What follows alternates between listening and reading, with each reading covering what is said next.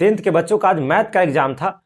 Question कुछ इस प्रकार से छापा है कि क्वेश्चन छापते समय वो गांजा पीकर छापा था कि भांग पीकर। जो क्वेश्चन बार बार 2 नंबर में देता है वो क्वेश्चन इस बार 1 नंबर में दिया है। जो क्वेश्चन 5 नंबर में दिया जाता था वो क्वेश्चन 1 नंबर में दिया है।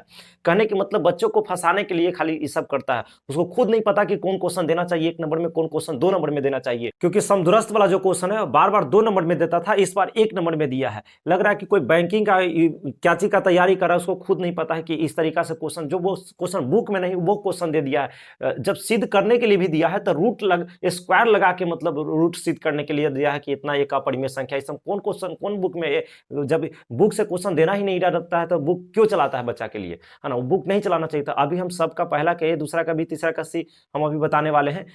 मेरे पास सेट ई है, ध्यान दीजिए। ई का सभी क्वेश्चन मतलब 1 से 100 तक बता देता हूँ। 100% सही रहेगा क्योंकि उस पर मेहनत किए हैं, ठीक है। और कल जो रहेगा, कल जो वीडियो हम बोर्ड पर लेके आएंगे वो पूरा सोल्यूशन रहेगा कि पहला के ए हुआ तो क्यों हुआ, उसका पूरा डीप में बनाकर हम कल बताने का प्रयास करेंगे। आप सभी विश्वास कीजिए, ठीक है। तो अभी मिला लीजिए कि आपका कितना सही हुआ, कमेंट में जरूर बताइएगा, है ना। और पक्का बताना है कि कितना सही किए हैं। थोड़ा सा क्वेश्चन में लेवल बढ़ाया है क्योंकि हमें भी लग रहा है कि क्वेश्चन बुक में नहीं है, वो दिया है तो बुक चलाया क्यों था, है ना। सरकारी बुक क्यों चलाया, सरकारी बुक से क्वेश्चन ही नहीं है, बहुत कम है, देख लीजिए आप। तो फिर भी कोई दिक्कत नहीं, फिर भी मैं प्रयास कर रहा हूँ कि कल सभी क्वेश्चन को समझाऊंगा। तो क्वेश्चन नंबर 1 से आप ध्यान दीजिए। आज यानी 16 फरवरी जो मैथ का एग्जाम हुआ, फर्स्ट सीटिंग का मेरे पास देखा जाए तो सेट ई मिला है। विषय कोड देखा जाए तो आपका कितना 110 है। तो सभी का आंसर फटाफट मिला लीजिए। इसमें बनाएंगे नहीं, खाली आपको आंसर मिलाते जाना है। कल इसका फुल सोल्यूशन आपको मिल जाएगा। एक घनाभ की लंबाई चौड़ाई ऊंचाई इतना इतना दे रखा है तो इसका पृष्ठ क्षेत्रफल बोला है तो ज़्यादा भारी नहीं निकालेगा, उस पर तो निकल जाएगा पृष्ठ क्षेत्रफल से, है ना। अब यहाँ से देखिए तो करा 8 सेंटीमीटर भुजा वाले घन में से 4 सेंटीमीटर भुजा वाले कितने घन बनाया जा सकता है, तो आपको इसमें 8 घन हो जाएगा। क्योंकि बड़का का घन के आयतन में से छोटा से भाग दीजिएगा तो आपको कट जाएगा। यहाँ से कह रहा है कि धातु के 3 घन जिनके किनारे इतना इतना इतना दे रखा है ना, 3 4 5 है, तो पिघलाकर एक घन बनाया जाता है, तो उसका पृष्ठ क्षेत्रफल पूछ रहा है तो 144 हो जाएगा। यहाँ से करा दो बेलनों की त्रिज्या का अनुपात इतना है, सॉरी, 2 बेलनों की त्रिज्या का अनुपात इतना है, तो इसका त्रिज्या और ऊंचाई का अनुपात इतना है, तो आपसे पूछ रहा है आयतनों का अनुपात, तो ध्यान रखिएगा 20:27 हो जाएगा। यहाँ से कह रहा है कि यदि बेलन के वक्र पृष्ठ का क्षेत्रफल इतना है तथा इसका आधार की त्रिज्या इतना है तो इसकी ऊंचाई पूछ रहा है ना, तो 20 सेंटीमीटर। आप देख लीजिएगा मारे हैं कि नहीं मारे, बाकी कल पूरा सोल्यूशन मैं आपको बताऊंगा। एक धातु की पाइप की बाह्य त्रिज्या इतना है तथा आंतरिक त्रिज्या इतना है, इसकी लंबाई ध्यान दिया जाए कि तो इतना दे रखा है, तो धातु का आयतन बोल रहा है 220 हो जाएगा, है ना। ध्यान रखिएगा यदि शंकु का आधार का त्रिज्या इतना दे रखा है, त्रिज्या की ऊंचाई एल है ना, त्रिज्या आर, त्रिज्या की ऊंचाई, तो शंकु का पृष्ठ का क्षेत्रफल यहाँ पे ध्यान रखिए कितना हो जाएगा, पाई आर एल हो जाएगा, क्योंकि तो फार्मूले दे दिया है। अब ध्यान दीजिए क्या कर रहा है कि 14 सेंटीमीटर व्यास वाले अर्धगोले गोला का पृष्ठ, कुल पृष्ठ का क्षेत्रफल दी तो रख के त्रिज्या पर बना दीजिएगा, मतलब त्रिज्या व्यास दे रखा है तो त्रिज्या पर बनाइएगा तो ये तो निकल जाएगा 147 पाई में छोड़ दीजिएगा मान। क्वेश्चन में लेवल कुछ दिया है, ऐसा बात नहीं है। एक शंकु का आयतन इतना दे रखा है और आधार का क्षेत्रफल इतना दे रखा है, देखो तो कितना टफ क्वेश्चन दे दिया है। ये इसको हम बना रहे थे तो बड़ी भार पड़ रहा था, तो इसको अभी रहने दीजिए। लास्ट तक में कमेंट में चल जाएगा कि नौमा के डिस्क्रिप्शन में डाल देंगे, कमेंट में डाल देंगे कि कौन इसका, कमेंट में डाल देंगे कि कौन इसका आंसर होगा, ठीक है। यहाँ से यदि गोला का त्रिज्या इतना दे रखा है तो आयतन पूछा है, तो बैठा दीजिएगा तो आपको निकल के आ ही जाएगा ना जी। यहाँ पे 32 आ जाएगा, बना दीजिएगा, नहीं तो इसमें हम बना के बता रहे हैं, ठीक है। यहाँ से करा इसका मान कितना हो जाएगा, तो ये आपको क्वेश्चन मिला होगा। ये दोनों मिलाकर 90 होगा, ये दोनों मिलाकर 90 होगा, 33 का मान ये वाला आ जाएगा, ठीक है। यहाँ से कह रहा है इसका, तो इतना में ये तो हो जाएगा एक और ये भी हो जाएगा, एक में से एक जाएगा जीरो, सही हो जाएगा बी। ध्यान दीजिए इसका मान निकालिएगा, एक आ जाएगा, इसका मान ध्यान देते रहिएगा, है ना। क्या कर रहा है कि टेन इतना का मान, ये तो क्वेश्चन ठीक ठाक है, इसमें निकालिएगा तो आपको 1 मिनट, टेन बीटा का मान पूछ रहा है ना, हाँ तो ठीक तो है, 1/√3 आ जाएगा। थोड़ा सा आपको ध्यान देना पड़ेगा, ये क्वेश्चन जो है इस टाइप का क्वेश्चन थोड़ा टफ में मिल जा रहा है। और इसमें देखा जाए तो एक का एक कितना हो जाएगा, 2 हो जाएगा, क्योंकि 180 का मान रख दीजिए, पाई की जगह 180 रख के बनाइएगा तो आपको आ जाएगा।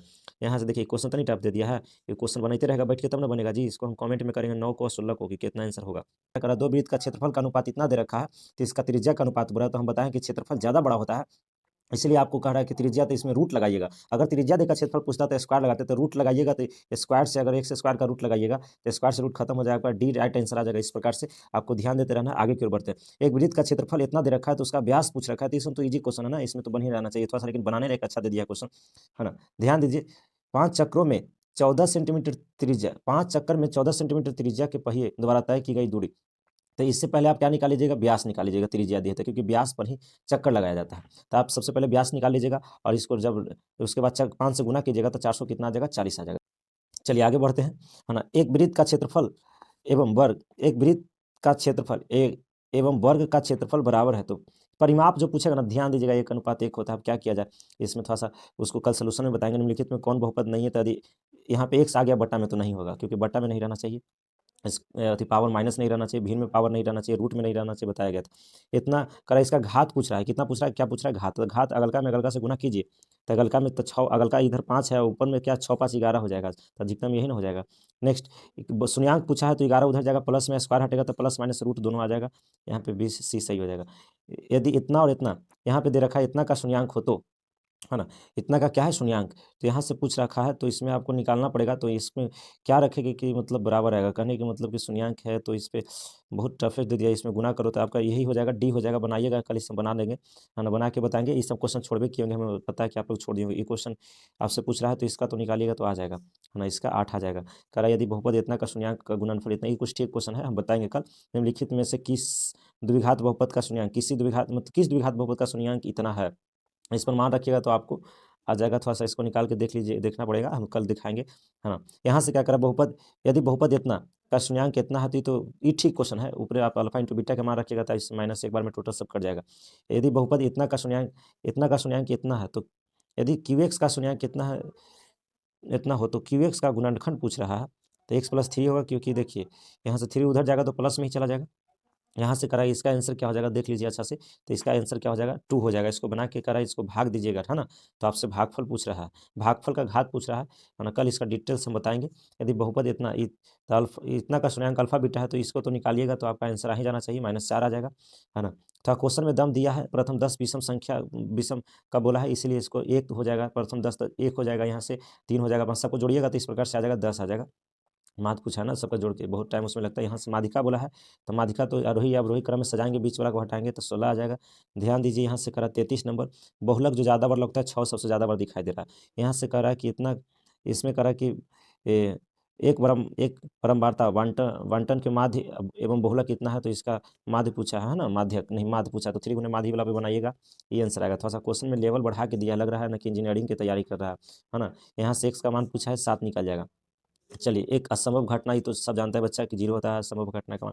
पी इतना दे रखा है, तो आप एक में से इतना घटाइएगा, पी का मान दे रखा है, पी डैश पूछ रहा है, तो एक में से घटाइएगा तो आपका ये आंसर सही हो जाएगा, घटा लीजिएगा। दो पासों की फेंकने में संभव परिमाण, दो पासों को जब फेंकेगा, तो दो पासा को एक बार फेंका जाए या दो बार, दो पासा को एक बार या एक पासा को दो बार, तो इसमें संभव 36 ना आएगा जी, 6 का स्क्वायर। यहाँ से करें निम्नलिखित में से कौन मतलब प्रायिकता का मान नहीं है, तो एक से ज़्यादा तो यही हो जाएगा, इसलिए नहीं रहेगा।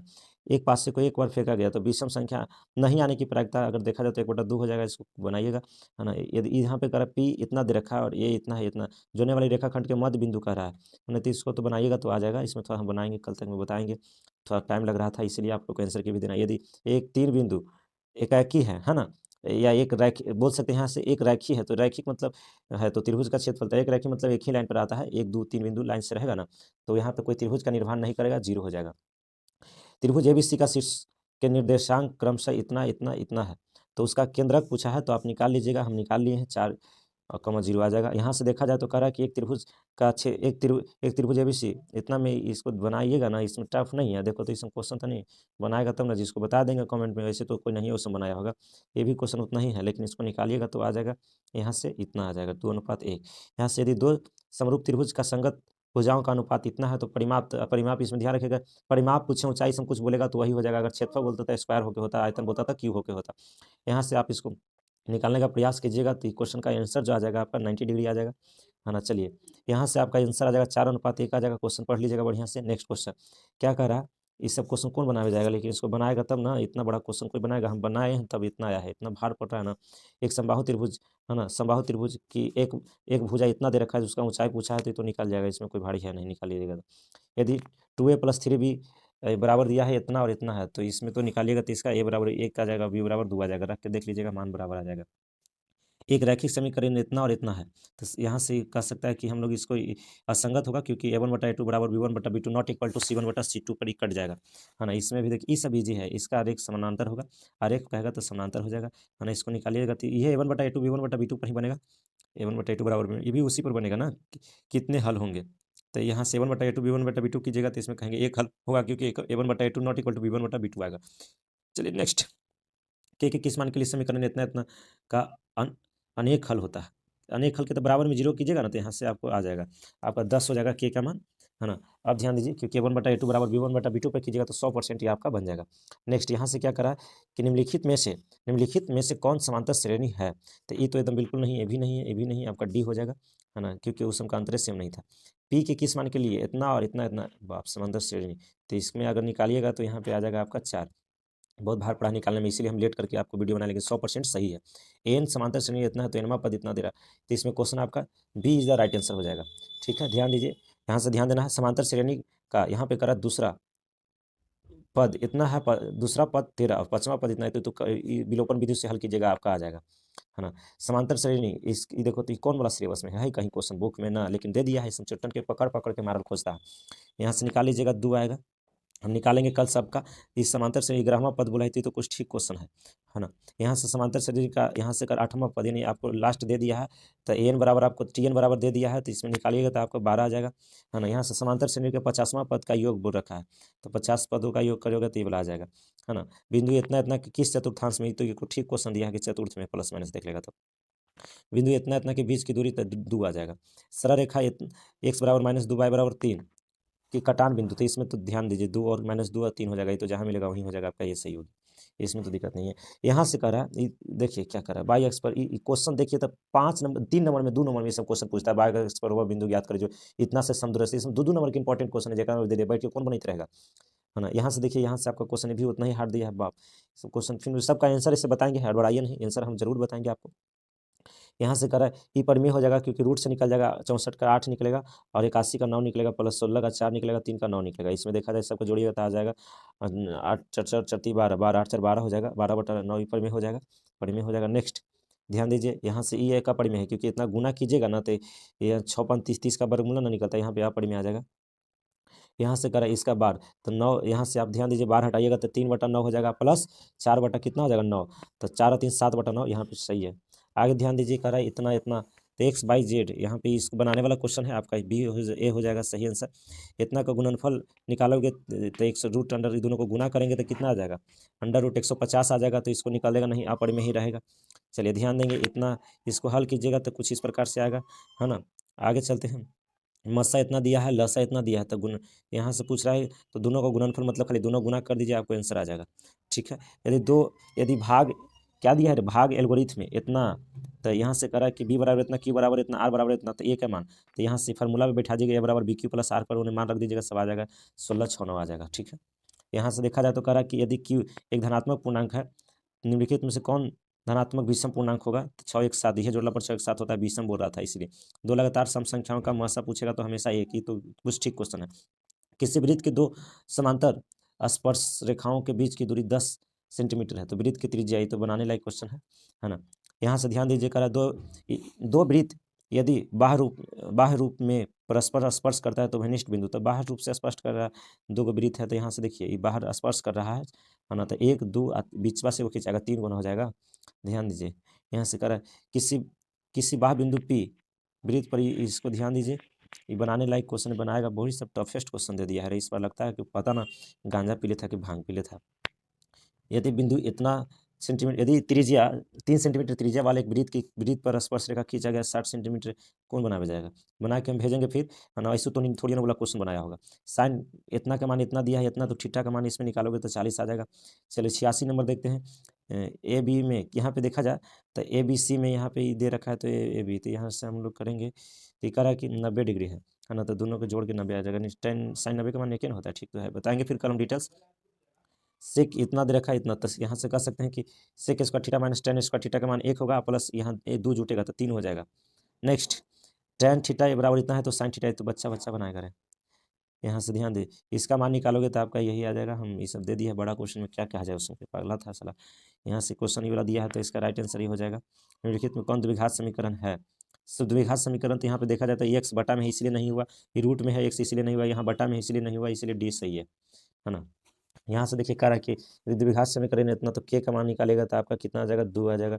यहाँ से करा इतना, यहाँ से करा यदि x+3 x square plus x+1 का गुणनखंड ए है, ए का मान निकालना है, निकालिएगा, कल बताएंगे, ऐसे माने होंगे तो ये वाला आ जाएगा। पी के किस मान के लिए द्विघात समीकरण इतना का मूल वास्तविक एवं समान हल होता है, तो समान हल है, तो इस पे गुणनखंड विधि से इसको तोड़ो, पी का मान आ जाएगा यहाँ से मूल समान वास्तविक, यहाँ पे समान बोल रहा है ना, मूल वास्तविक एवं समान। आगे चलते हैं, ध्यान दीजिए, सब क्वेश्चन दे दिया है, पता नहीं सही। द्विघात समीकरण इतना का मूल प्राकृतिक बताइए, है ना। प्राकृतिक तो डी बराबर निकालो, अब कितना आता है, डी बराबर निकालोगे तो इसका वास्तविक नहीं होगा, यानी डी का मान जो आ जाएगा कुछ अलग आ जाएगा, -19 में आ जाएगा। यहाँ से ध्यान दीजिए, द्विघात समीकरण इतना है, द्विघात समीकरण x square plus x minus 20 बराबर 0, है ना। तो कह रहा है कि मूल 4 है, तो इसका दूसरा मूल कितना होगा, दूसरा मूल पूछ रहा है, निकाले पड़ेगा, तो -5 आ जाएगा। ये मूल दिले है, ये वाला क्वेश्चन देखो, इस दिया है ऐसा का, तो हम बतावे किए थे, तो इसको निकाल लीजिएगा, बी हो जाएगा। चलिए एक दो क्वेश्चन और है, देखो तो इसमें इतना घुमाया है क्वेश्चन के, लग रहा है उसको थोड़ दे मुँहमा हम। यहाँ पे ए का मान कितना हो गया है, पी हो गया है, बी के मान क्यू -क्यू हो गया है, सी के मान आर हो गया है 13 के। अब फार्मूला पर बैठा दीजिए, -b plus minus √4 B square minus 4ac/2a वाला पर बैठाइएगा तो ये आ जाएगा। चलिए 100 दे दिया है, तो x का मान इतना दिया, एक जहाँ जहाँ x है वहाँ -1 रखो, आपका -1 आ जाएगा आंसर। चलिए अब अगला पेपर का तैयारी कीजिए, इस सब का टेंशन नहीं रखिए, है ना। और कमेंट में बताइएगा कि आप लोग को कितना सही हुआ।